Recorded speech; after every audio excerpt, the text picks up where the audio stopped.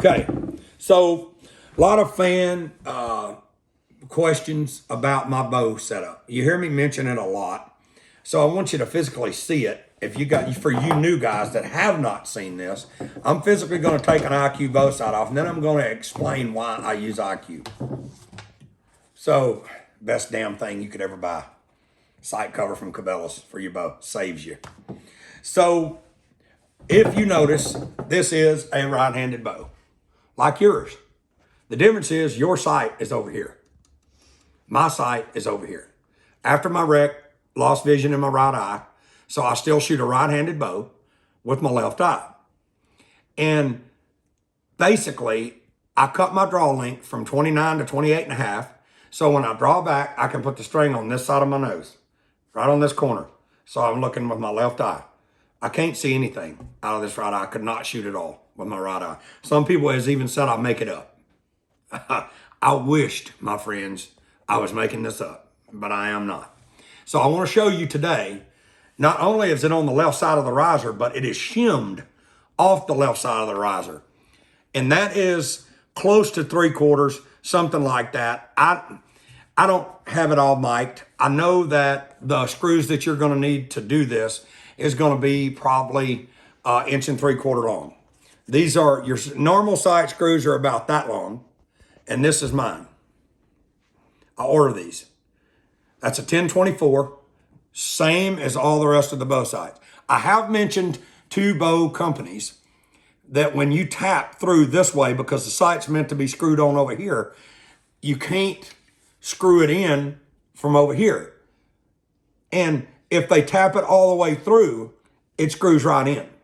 But if they don't, then you got to run a 1024 tap through there, which you can buy at any auto parts store. Just fine thread, 1024. You want a plug tap, not a bottom tap. And but I don't want to make it complicated for you, like you can't do it and you got to take it somewhere, because you don't. So I'm gonna physically tear this down with you guys watching. Now, Lonnie and the guys over at PSE tapped this Mach 1 carbon riser because the screws actually go into the plate. So they actually tapped the plate for me from the factory. And this has never been off this bow since the day I got it and put it on here and shot it in. And I've killed lots of animals with it already. But I want to show you what I had to do before I found these spacers. You're going to have to figure out what works for you. Everything ain't going to be as cut and dried as the normal guy that's shooting. And here's the deal. I will tell you that I did try left-handed. That's what you're wondering. And it did not work for me. I think because I have shot a bow for over 30 years, and that whatever I have working, jiving, it don't work with left-handed. Not for me. I never could throw a baseball. I never could bat, hit a golf ball, anything left-handed. So maybe you're ambidextrous. And I would tell you that the better option than this is to try left-handed. Don't go out and buy a bow. Go to a shop and ask a guy, can I try a left-handed bow? And they'll let you. You see my screws? And these are, I've modified things a little bit from the start. These are quite a bit longer, okay? I don't even know that length of screw is going to work with this particular bow yet. It's all a guess. You want to make sure you know which holes you went in. And to do that, I'll just make sure I put a screw right back in there so I know. So you can see my sight. It's just like yours. It's a right-handed sight. And it's just shimmed off the riser off the left side. I'm going to take that sight and put it out of the way. And what I've used, regular nuts of a regular bolt and flat washers to shim. As long as they're all the same. Because then you start talking about changing the second axis of the bow sight.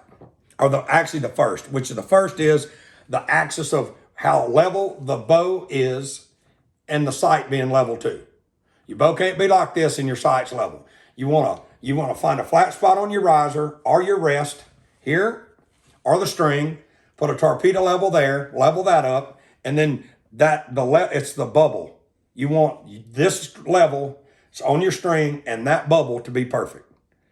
The first axis is actually the mount up of it, which means it needs to mount straight to the riser or you need to shim it exact. So I ordered these. These are spacers that are exact. They're machined to be, they're plus or minus like 001.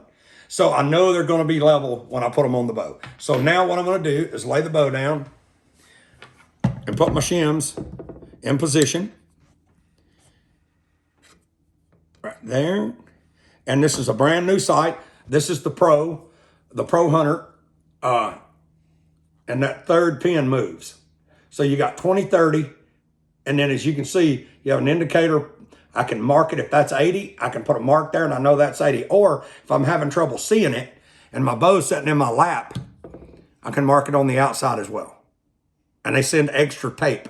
In case you mess it up, you can put new tape on. I don't want to get too much into the sight. We'll talk about the sight in another video. What I'm doing will work pretty much with any bow sight if you shim it off to one side. This one is staggered mounting holes. I'm guessing I'm going to need that all the way out on the end. But if I can, I like to keep it closer to the bow if I possibly can, simply because it's more rigid, I feel like. Now, I have screws on the other side of the bow that actually hold my quiver on. So this thing is, let me make sure that's what you want to do is make sure they'll start. Okay, that starts. I think these are too long. So the reason I ordered the long ones is because I wanted to actually shim it further out. So my sight is, I'm all the way over that way. And I'd like to keep my windage adjustment in the middle so the sight's more rigid. What I mean by that, I'm gonna loosen that.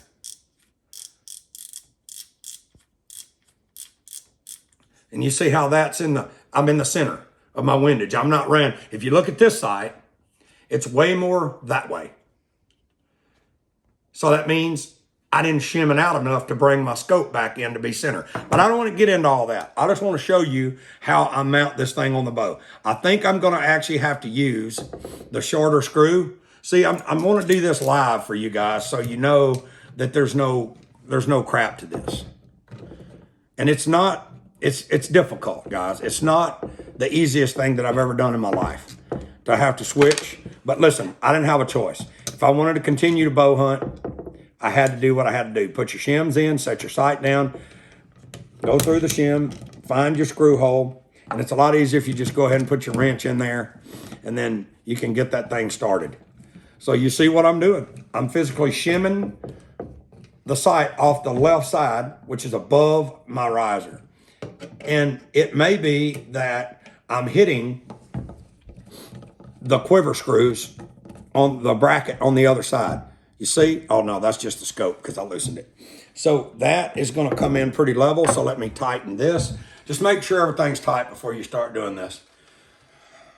So it's all tightened down. And I can tell you by looking at that, that is going to be money. So let me go ahead and snug it.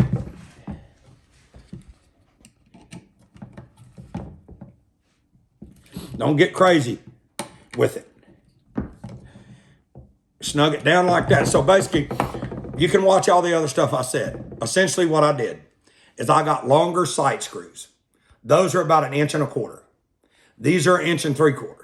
But the great thing is about these, I have a cutoff tool and I'll just cut them off to exactly how long. That's a 3/4 shim. That's going to be the ballpark, and 1.25 inch screw. So you can find these longer screws online anywhere. They're easy to come by. Just remember, they're a 10 by 24. My suggestion to you is to use an Allen bit that you can tighten them down, because a lot of these will come and you can find them at your standard hardware store, but they're a Phillips head or a flat head, and they're really hard to tighten. You strip them, they won't stay tight. And Matt is known, Matt shooting this video, he has seen me struggle with this over the years. And that material that those silver screws are made out of, it's soft. So what we run into before is when I pack my bow in a case, I pack clothes under it and put my Cabela's scope on, cover, pop that on. And that way my sight don't get pressed because it's sticking down so far. And it actually got bent. So that would be considered your third axis. So first axis is sight is level to the bow. Second axis is when the bow is level, that your scope, your bubble is level. I've already set this off of a square and a level. And I know that my bubble is level if I'm level with the riser, and I am. So your third axis is actually, as you draw back and you push into the bow, if you push into the bow and you, per se, torque it that way, you're shortening the pin. So you got to bring the pin over and you shoot way left. And that's what was happening to me. So make sure that you get this level, get your bubble level, and make sure that you're using quality shim material. So whether that be, whatever that is, that's just a standard nut. I can't remember what size it is, but it was the width that I needed. And I measured them with dial calipers and it was exact. So I know when I went flat on my riser and I shimmed my sight out, that it was perfectly level. So you can see how much more material I have now with those shims. It's a lot more surface area for the sight to set on and a lot more surface area hitting the riser. So that means everything is way more rigid. And I've been wanting to change this anyway, so I just thought I'd show you guys how to do it. So now, when you do that, just shoot it like you normally would, your 20-yard pin. Get it close. Then, with the IQ, it actually has the level here, but it also has another deal called a retina lock. This essentially a bubble level turned that way. And you have a dot on a lens that's right in there. So if you torque the bow, you know you've torqued the bow. And you have to push in a little bit or come out a little bit. Or what I've learned is if my retina lock is off, I'm dropping my elbow. So you pick that up, you get the retina lock right in the dot, right in the center. I'm going to try to show you that. You get the dot right in the center of the lens and you're level. And theoretically, that's the perfect shot. That eliminates everybody worrying about a third axis. I mean, theoretically, you still need to make sure your third axis is good, but that kind of helps you control that. So I'm going to turn the light on. See, and this is what I love about this IQ sight. You turn the light on, and it's screaming. You can see the pins, and I'm going to try to get it there so Matt can see the retina lock. If you can see that lens light up in there. Okay, you put that dot right in the center of that green, and that's a perfect shot. And I'm going to tell you, man, I wished I would have locked on IQ bow sights back when I was shooting a peep and I had both eyes. I can tell you, man, lights out difference of the way it works. So what you want to do is get your 20 set and then kind of, gang adjust it up, down, left, right till you're hitting close. And then you can put a Allen wrench right in that hole. That adjusts, that's your left and right. And there's a spot on the top, that's your up and down. So that's actually pushing against that little cylinder in there and adjusting your retina lock perfectly. It's the idea of looking through a paper towel tube perfectly and aligning those, or if they're like this, it don't work. If you're pushing out on the end, it's going that way. If you're pushing in on the end, it's going that way. That's the concept behind the IQ bow sight. As far as durability, these are the same guys that make Sherlock. Some of the winningest bow sights in target archery. Micro adjust by clicks. You can individually adjust the pins. It's even got marks on the back so you know where your pins are at. Like, this is one of the most durable sights I've ever seen. In the past, what I used in the past, I tried and it did not work. You guys seen when I used to have that piece in the back and it was all this crap, and the IQ has totally changed that for me. So if you are a right-handed shooter and you're left eye dominant, try to fix that. Patch your left eye.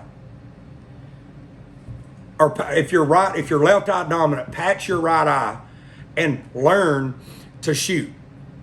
Or try to patch your dominant eye and make your eye learn to shoot with your right eye. Don't do this if you don't have to do this. But if you are a right-handed shooter and you have vision issues in your right eye, or you are left eye dominant, this is an option. First choice would be go to a left-handed bow. try that if that don't work for you.